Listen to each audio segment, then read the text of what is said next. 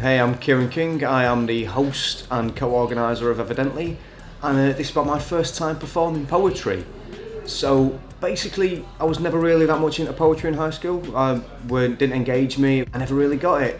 But then eventually, I started seeing people like John Cooper Clarke around, and then all the hip hop people that I like Saul Williams, Dan Sachs versus Scroobius Pip. They started off doing spoken word, and a lot of the landmarks in Manchester had poems written on them, and they were all written by the same guy, Lem Sissay, and it kind of just burrowed into my head a little bit. And one day I was whinging to my mate about getting bored of the 9 to 5, and he was just like, well, I'll run a cabaret night and I'll give you a minute.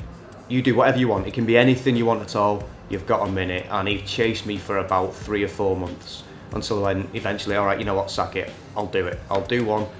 And I wrote a poem. I wanted it to be funny, I wanted it to be fast paced, I wanted it to be a bit different, so I wrote a poem called Whatever Happened to the Heroes. And I turned up at this night, cocky as you like. I'd run it through a few of my mates a few times, you know, making sure it was alright.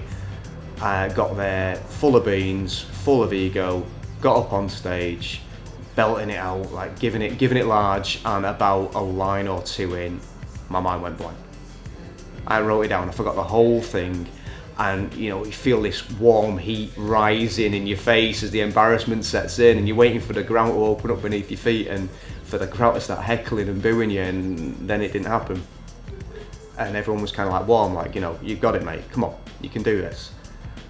And it had gone, so I just started having a laugh, started having a bit of banter with the crowd, a bit of a laugh, saying, look, I'm gonna have to sit down and come back later. Another poet who was in the audience at the time, Jackie Hagan, came over to me with a pen and paper and said, write it down, just write it down.